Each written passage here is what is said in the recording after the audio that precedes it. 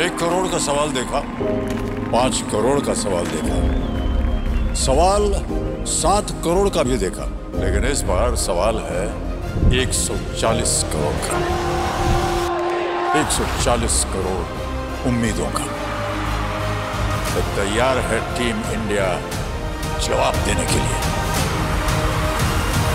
DP world Asia cup शुरू हो रहा है सोनी लिव और सोनी स्पोर्ट्स नेटवर्क के टीवी चैनल्स पर।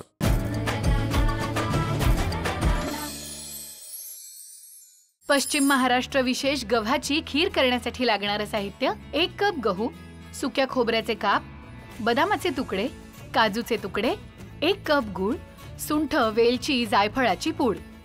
गहू मिक्सरमध्ये फिरवून घेत याची भरड करायची। आता यात पाणी घालत हे मुरवून घ्यायचे आणि वरचे पाणी वेगळे काढायचे। आता यात सुकं खोबरं, सुका मेवा आणि पाणी घालत हे मिश्रण वाफवून घ्यायचं। आता यात गूळ, सुंठ, वेलची आणि जायफळाची पूड घालत यात दूध घालायचं। झाली आपली पश्चिम महाराष्ट्र विशेष गव्हाची खीर तयार।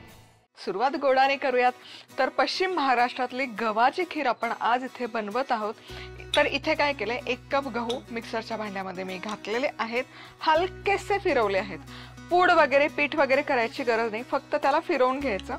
जनरली ट्रॅडिशनली कसं करतात ना, रात्रभर गहू भिजत घालतात, दुसऱ्या दिवशी मग ते मिक्सरला फिरवून त्याची भरड काढतात आणि मग त्याचा कोंडा काढून टाकतात। पण मला हे स्टेप किंवा ही प्रोसेस जास्त सोपी वाटते। आता यामध्ये पुरेसं पाणी घालायचं आणि या पाण्यामध्ये ना हे गहू एक 5 मिनिट आपण सेटल करण्यासाठी ठेवून देऊया।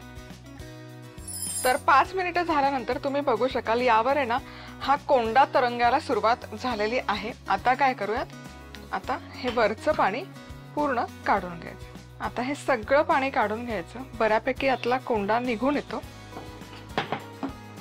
आता यामध्ये घालूयात सुक्या खोबऱ्याचे काप, ओल्या नारळाचे काप घातले तरी चालेल, थोडासा सुका मेवा, यामध्ये बदामाचे तुकडे, काजूचे तुकडे, पाणी घालूयात पुरेसं।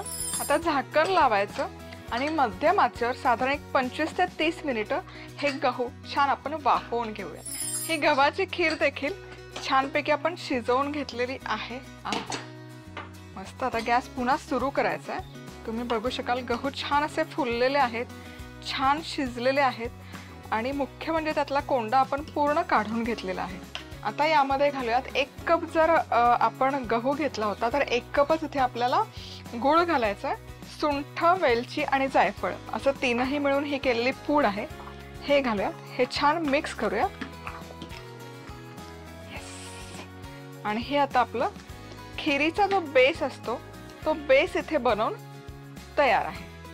आता काय करायचं, हे तुम्ही आहे ना फ्रीज मध्ये ठेवू शकता हा बेस तयार, आणि जेव्हा खीर खायची आहे तेव्हा फक्त आहे ना हे असं चमचाभर घ्यायचं, त्यामध्ये दूध घालायचं, मिक्स करायचं आणि खायचं।